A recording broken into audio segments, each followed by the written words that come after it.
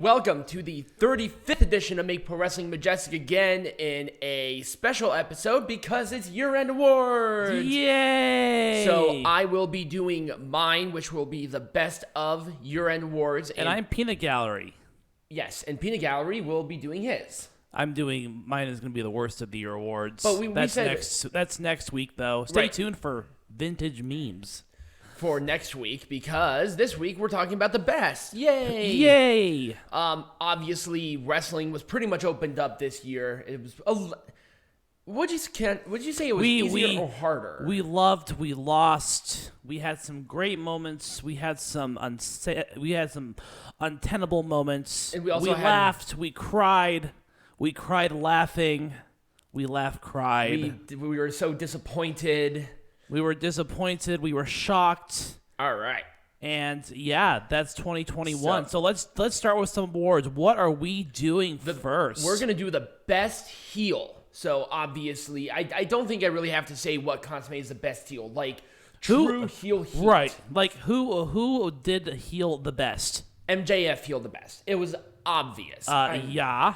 I mean, there are people who get hate, but people legitimately do not like MJF. His parents got in on the act. Right. Too. His parents got in on the act, and it just like if your parents even hate you, come on, like you have to be the best. Or at least, they have legitimate like following because of the heat that they give towards you. You know that's great. Now, I was going to say Eva Marie. She was definitely there because she wasn't the best of anything. She was the best heel. People legitimately hated her, and they hated her because she gloated and did all of this stuff. They hated MJF like attacks people on social media. But MJF is also good. He can also back it up. Right. Eva Marie can't back up a car. Okay.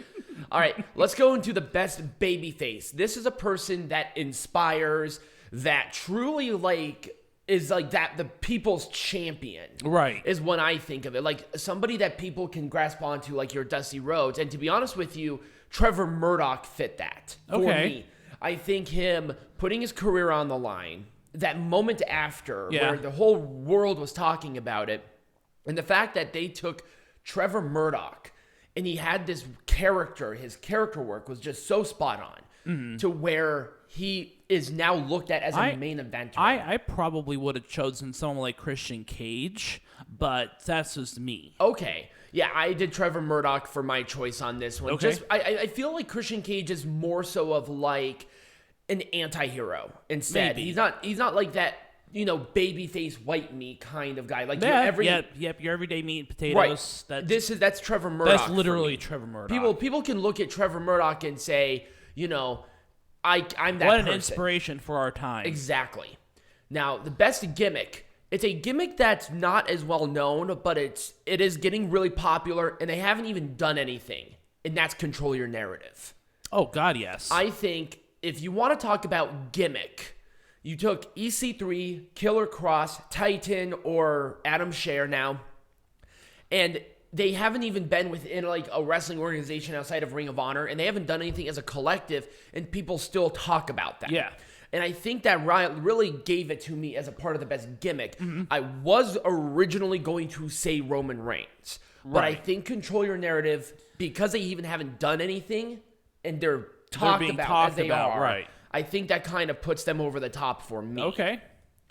So their next one is the best producer. Dean Malenko is the head. He is the senior producer for all of AEW. Okay. So it was obvious that he is the best in this position. Okay. For obvious reasons. Right. All right. Perfect. I don't think I would have chosen anyone better. Right. The best promoter.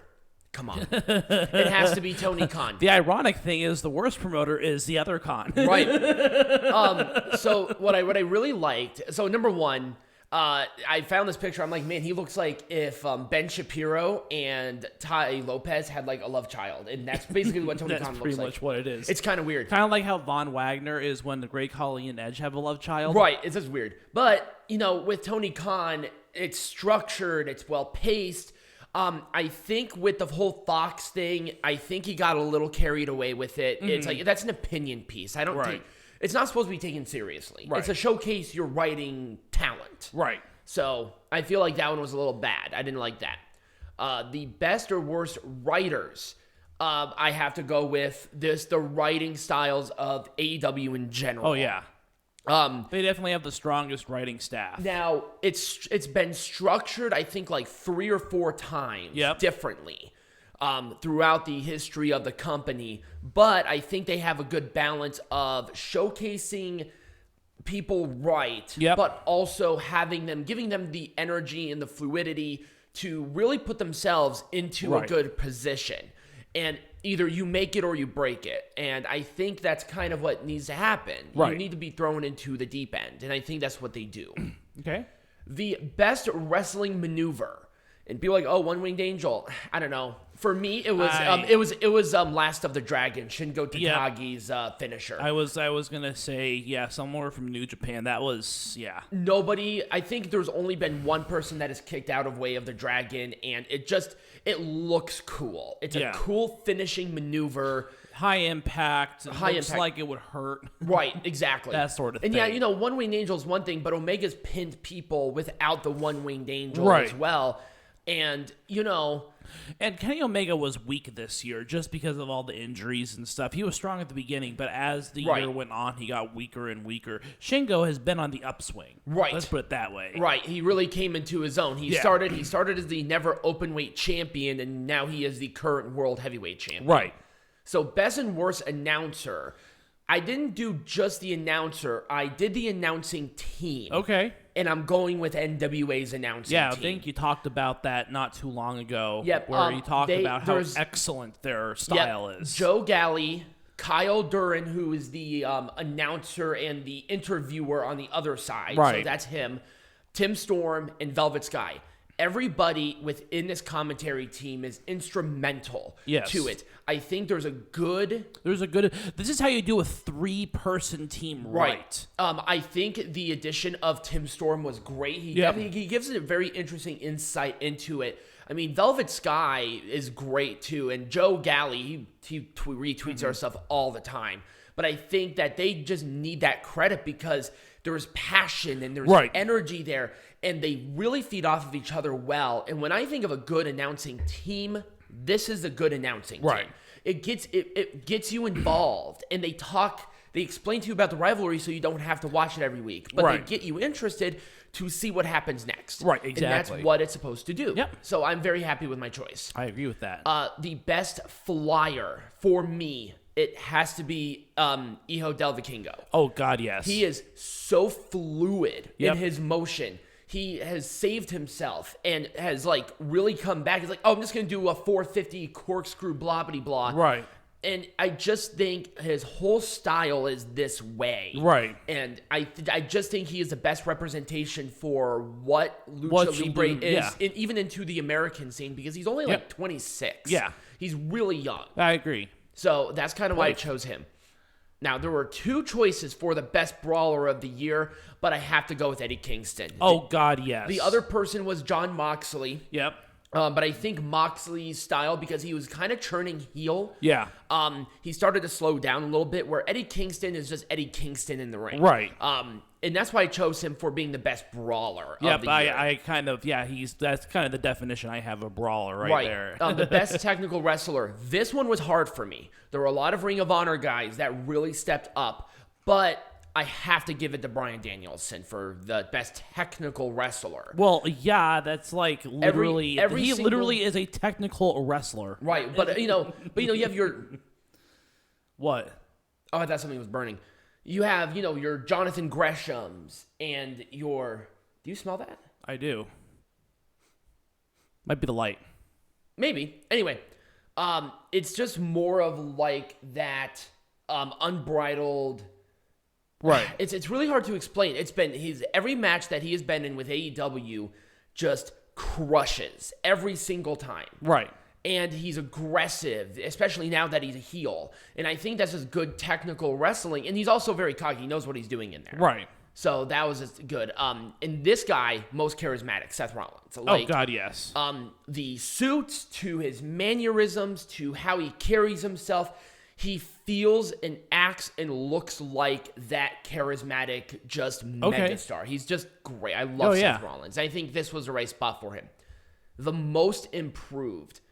This came out of left field for me, but she has just done so great. It has to be Mandy Rose. Oh, yeah. Her matches have been really good. Mm-hmm. The attitude change was so needed. She brought up Toxic Attraction to a great level. And they have all the women's gold in NXT. So I think she's a great representation and definitely the most improved wrestler this year, in my opinion.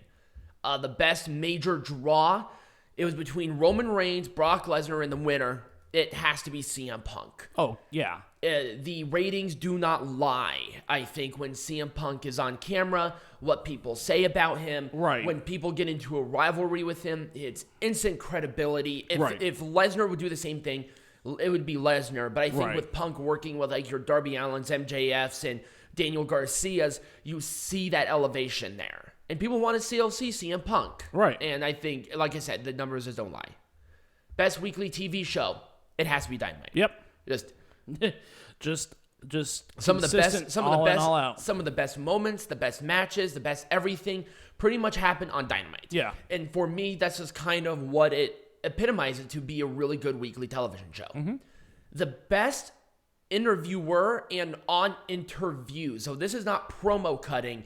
These are interviews. Right. Mark Henry was a close second for me, but I think the Caleb Braxton, Paul Heyman just duo is the best. It is.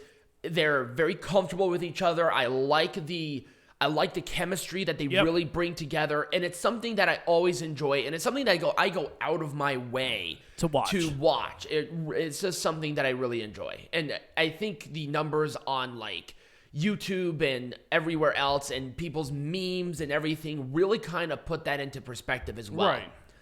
All right, so our next person, he is not only the rising star for me, but he is also the rookie of the year, is Braun Breaker. Oh, yeah. At first, there was definitely something there, but, man, he has improved leaps and bounds. Oh, yeah. Even with the brief time that he was in NXT. Yeah. Improved leaps and bounds from everything. Oh, yeah, absolutely. And a lot of people were going to say Hook, as it relates to the best rookie or the rising star. He's only had one match. Yeah, there isn't really a lot we can go off. Right. So Breaker, and also Breaker has not wrestled with any other company but WWE. Right. So that's what gives me. He is a poster boy for NXT 2.0. Right. And I definitely think that he is the right person for the job. I think he's going to be there. Oh, yeah. The most outstanding, it has to be Bianca Belair. Oh, yeah, absolutely. She was stellar from the first African-American to win the Royal Rumble and the woman Royal Rumble winner to that amazing match at WrestleMania with Sasha Banks. Her reign, every single match that she had was pretty much a gold standard as it comes to that. And if this was a year earlier, she would have been my rookie of the year. Oh, yeah. But she's not really a rookie. She's been on here for a while. Yeah. And she just improved. She's done nothing but improve. And her stuff is just outstanding. And, it's hard to follow the SmackDown Women's Champion reign of Bayley. Right. Bayley was that person during the 2020 era. And Bianca Belair had a big shoes to fill when it came to that. Yeah. Because everybody knew that she was going to win this belt. Right, and absolutely. She had to knock it out of the park, and she has. It's slowed down. Arguably in Raw, because now she's facing Doudrop, and we will be talking quite a bit about Doudrop next week. Yep.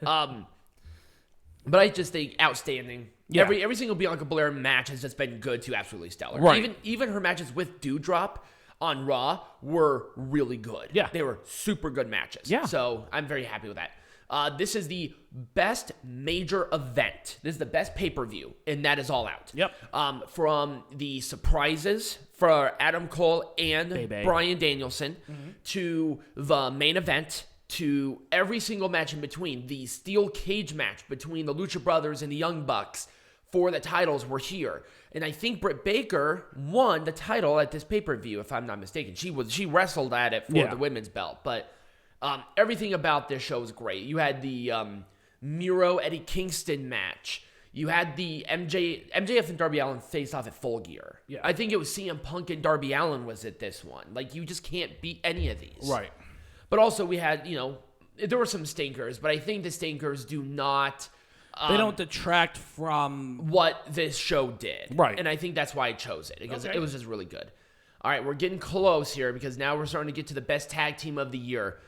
It's FTR for me. Okay, interesting choice. I think just generally, in every company that they have been in, no matter where they are, people are like they're still putting on great matches. They've been classics. I probably would have done the Lucha Brothers myself. It was between those two teams for me, but I think they were kind of in a slump at the beginning of the year, but they had great moments with the Pinnacle. Yep. They had the moments even within AAA and winning the AAA World Tag Team Champions. Nobody saw that coming. Yeah. And they've just been doing stellar everywhere. I mean, they attacked the Briscoes at Final Battle, and people are like, big dream match right here. And that's really why I chose them. Okay. Anywhere they go, every tag team match that they're in, it's going to be magic. Absolutely. So that's why I chose them.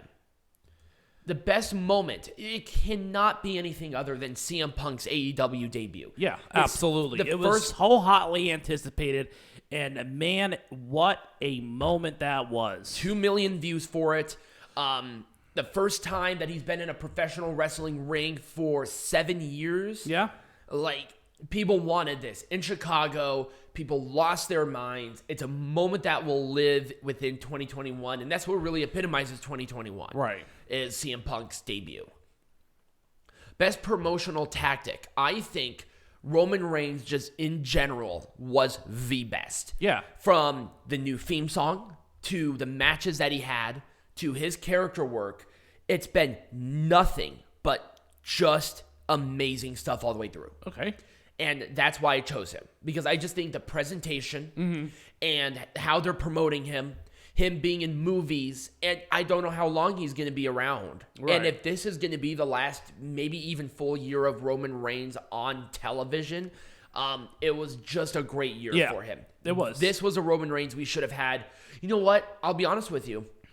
As I was thinking about it, I think this heel Roman Reigns came at the right time. Yeah. I feel like if it was any earlier, he didn't have the experience. Right. And this is what we got. It took him a while, but he got there, and that's why I chose him as the best promotional tactic, just pushing Reigns to the moon. And the matches that he's had, his character work is off the charts, can't beat it. Best promotion, I don't really have to explain it. It's AEW. Yeah, absolutely. Just the best moments, some of the best matches, some of the well-structured stuff, and everything was this. Now we're getting to the 4 big ones. We're going to go with match of the year. There have been awesome matches this year. Oh, absolutely. Some of the greatest matches I have ever seen. But this one kind of went under the radar. Not necessarily a bad thing, but at the same time, I think just what happened and what it meant for this company and this brand epitomizes this, and that was Walter versus Ilja Dragunov for the NXT UK Championship at Takeover 36. Okay, yeah. The tap out win, just the underdog brawl that they had, and everything was snug, everything looked great. Yeah, they had that awesome match in 2020, and people were like, they're having the rematch. How are you going to beat it? I think they beat it in leaps and bounds. Oh, absolutely. Yeah, and this is one of the highest rated matches in WWE history. They don't put on matches of this caliber, but here you have it. Right. And it put Ilja Dragunov as well on a totally different level. Yeah. I mean, this guy is just so good. Yeah. I think he just got married like yesterday, so he's not going to be on TV for a while, but he's had matches back in the UK, and they've just been awesome. This guy is just great, and for anybody to beat Walter for that belt was a huge deal. Right. And they just knocked it out of the park. I loved this match. It was a match that even Jim Cornette, who is the stingiest motherfucker, said that this was an awesome match. Cool, yeah. So, absolutely. Best feud.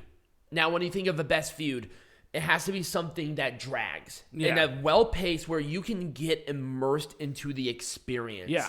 And I think this rivalry did that. And every single match that they had was better and better and better, and that was Seth Rollins' Edge. Okay, interesting choice. I think where they started from going into the past and their first encounter was great. Mm-hmm. We were at this match live, and it got a little more personal. Yeah.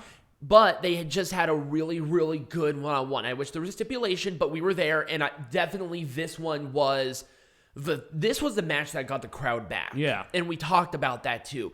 It was just such a good match. Uh-huh. They had a match on SmackDown where it just drove the feud more. And finally, that Hell in a Cell match, where it was almost match of the year for me. Yeah, I probably would have done the arc between Kenny Omega and Hangman Page. It was a close. That was very significant. For me, it was a close second. The problem is that Page left temporarily, where this one really kind of did the summer really well, and they just had great matches. So that's why I chose this one to be the feud of the year. Okay. For me, because it made sense on every level. Yeah. Best female wrestler of the year. Women's wrestling. Really good highs, really big lows. But I think this has been the best year for women's wrestling ever. I'm not going to disagree with you on that. And there are just women wrestlers who just put that up there with like your Charlotte Flairs, Becky Lynch. And we're not talking about WWE or AEW, but also Ring of Honor has some great women's wrestling. Roxy and NWA has some great women's wrestling. Camille, Impact Wrestling has some great women's wrestling. Actually, the winner was Deonna Purrazzo. I agree with that. It's a very tall mountain to climb, but I think that she was, she made that title. She made the Knockouts champion definitely mean something. Yeah. And every match that she was in was really good. Her character work, how she went to Mexico and won the Rey de Reinas champion is huge and had both titles. Right. I wish that she still had the belt and started to collect it at other companies to really do what Austin Aries did when he was the world champion. That would have been really cool. Right. But I think with this, because this was a big deal, this was a title for title match, and it felt like that with Fabi Apache, and they had a really good match. Yeah. So Deonna Purrazzo, definitely well earned. Yeah. You never know what's going to happen in the future. I think she's going to be facing Mickie James at Hard to Kill. I think in a it's a hardcore Texas match. Death Rope match. It's a Texas Death match, yeah. So it's definitely going to be a really good start for her next year, but we'll really see, especially with the competition now. Absolutely. And finally, we have to go to the male wrestler of the year. Constantly great work, constantly at least like people go out of their way to watch this. And I really look at, not just the 5 stars, but like I said, it's that constant great stuff. It has to have consistency, great promos, great matches all around. Right. And for me, and I think it's just because of the match work and how this guy took a really bad situation, like a very severe neck injury, and created that magic where he should have won to begin with, but they made it back, and now it's Shingo Takagi for me. Okay. I think he was the male wrestler of the year. An interesting choice, but I'm not going to disagree. I probably would do Kenny Omega myself. I know. Because he has had a stellar year. 2021 was a great year for him, but I understand. His match quality went down a little bit. He was working too much. Yep. He started to get a little sloppy for me. Yep. And honestly, with Shingo, there was never that sort of down for him. It was always great. Okay. And where he can take the never open weight champion and have it main event multiple big shows. Because it was Shingo Takagi. Right. That's why I put him as male wrestler of the year. Nice. Just in general, he's just the best. And those are all the awards. Yeah. So I think we can spend a couple minutes and just talk about 2021 in general a little bit. Some of the good stuff, of course. What was your, I guess, favorites, just on a personal level? What are your thoughts on 2021 was great. Yeah. I think because 2021 was the return of fans in many promotions. NWA came back from the ashes to put on just stellar pay-per-views. Oh yeah, this year. NWA was kind of the sleeper that we thought the NWA was kind of going out the door. I was seriously considering NWA to be the promotion of the year solely because they were the little engine that could. They kept coming back, and their roster is stacked really well right now. They continuously bring in, I think, people who need more opportunities. Yeah, they were kind of knocking on death's door there for a while in 2020 because they only had like 5 people, and now they're bringing in more titles. They have a different system of how they're going to do things. And it's just something that's really exciting with the NWA. I love it when we cover NWA shows. And people love it when we do cover NWA shows. I think that Triple A has really kind of improved. I mean, just for me personally as well, just because I'm a little more familiar with the product.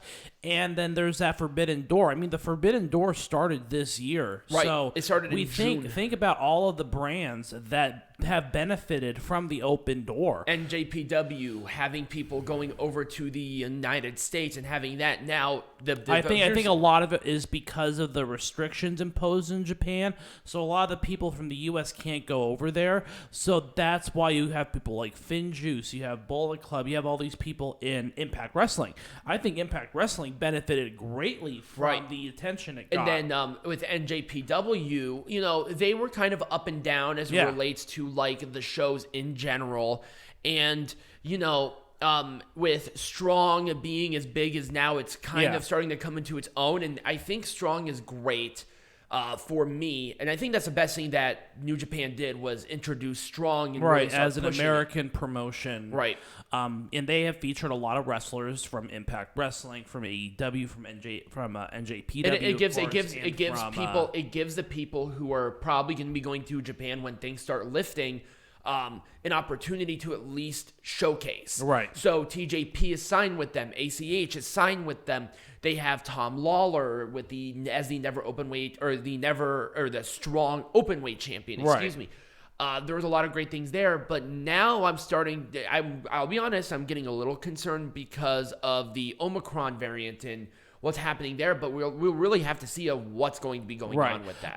But let's talk about, like I said, Impact Wrestling has really come into its own as well. We went to a couple of shows. Very strong divisions just all around. Again, another one that we thought years ago was going to die off. Right. AEW, of course, has just put on stellar matches, stellar promos, stellar just everything, and you can see the quality has gone up. WWE's had their ups and downs, but let's talk about the ups. We talk about the downs next week. Right. Definitely want to talk about the women's division is just on point. They've been on point the entire year. I'm pleasantly surprised that NXT 2.0 has gone the way it's gone. I'm very happy about the feel of it, I think. Right. It was a big gamble that they did, and they had to knock it out of the park, but introducing the people that they have and like the presentation just in general, it looks good. Right. And I think it's something that needed to happen at least with NXT. For me, I probably would because this is a Nick Khan decision overall because they're trying to push the younger stars. I like it, don't get me wrong. But it just was weird to let go people who are so instrumental into the structure of NXT that it was really hard. But I think that they've replaced it well. I think that they've replaced it pretty well with new stars. Right. They're showcasing the talent they want to showcase. I can kind of see the direction. I kind of like the program where they sign stars that are not necessarily amateur wrestlers. Right, because I think that's a big improvement. That's a niche I think that a lot of people haven't thought about. Like, let's bring in people that are not like big into wrestling, that are not indie darlings. Yeah, Braun Breaker, I think, played for the NFL, didn't he? I don't know. I think he did because I know one of the Steiner brothers kids was in the NFL. Anyways, so, but I agree with you. People who are like track stars and basketball stars. It's like it gives these kids at least opportunity to go into something that could be big. And WWE is huge. Yeah. I mean, they're making more money now than they have, and I think the direction is good. And I think that AEW is going to be the destination for the indie stars. I think so. I think indie darlings, or WWE is not going to be signing people that just came out of Ring of Honor. Right. That is going to be reserved for the Impacts of the world, for the NWAs of the world, for the AEWs of the world. There was what's its name? GCW. We didn't even talk about GCW, where they're making, where they've been making a lot of big moves. MLW. We didn't even put in MLW, and they're making enormous moves as it relates to new stuff. Yeah. So I'm really liking where everything is going. Yep. I mean, in 2022, you and we've been talking about maybe even introducing supercard shows into our general lineup for discussion. Just because Ring of Honor is now kind of going out the door. And MLW is pretty much number one as it relates to what are we going to be covering. Because they've been making too many big moves, making too many big moves, doing too many big things to ignore them at this point. Right. We would have said NWA, but with NWA, the problem is that they only do the big pay-per-views. I don't particularly mind it because I think it helps them more than it hurts them. Yeah. But anyways, that's kind of some of the positives of what's been going on this year. Just a really good bounce back from a pandemic low. From a pandemic low to restrictions opening people back in seats, and having that energy back is definitely something that's welcomed, and I'm hoping that it stays that way, at least for the foreseeable future. So, anyways, let us know what your thoughts are. Now, wait. Before we go into it, if you want to talk about that more, what about the momentum going into 2022? Are there expectations for certain companies? Is it really too far up in the air right now? Well, I think we kind of talked about who's on the upswing right now and who's on the downswing. Right. I think the most interesting thing for us is going to be what is going to be the fate of Ring of Honor. Right. At this juncture. Because we know that these companies are starting to poach the talents from these from Ring of Honor's former roster. So I'm interested to see kind of what that's going to bring when it comes back in 2022. Right. I'm going to see what they're going to be doing. If it's going to be like a indie haven for like maybe temp contracts, that'd be really cool. And we'll see if that's even a possibility. We just don't know yet. Right. We don't know, and we talk a lot about the Forbidden Door will be in its full year next year as well, so that's going to be another big thing. And if things start opening back up more and more as they have, we're going to start seeing you're going to see a lot of switching. We're going to see a lot of the big stars switching, I think. Right. Like with New Japan and AEW, which is pretty much the biggest one because a lot of what AEW was from Japan, and the former president was very upset about it. So I think if we don't have anything for you, but they want to book you for some shows in Japan, and there's going to be a lot of talent switching. There's going to be a lot of talent switching next year. And I think we're going to see a lot of belts on different companies, and it's something really exciting. I'm really excited for 2022. Obviously, there's going to be those ups and downs, but I think ending the year as it has, it's a very strong ending to the year. Absolutely. Anyways, let us know what your thoughts are. Let us know what you think of the awards. And next week, we are going to be covering the worst of the year because that one gets more views. It does get more views, but also, if we talk about the good, we got to talk about the bad. We got to talk about the bad. It just has to happen. So if you did like this, remember to like, subscribe, join us for not only next week, but for 2022. There's some things in the works, even for our show. Yes. That's definitely going to be some big-time stuff, so don't miss that at all. And become a Patreon and watch the shows with us and get some merch and cool stuff. And as always, be majestic.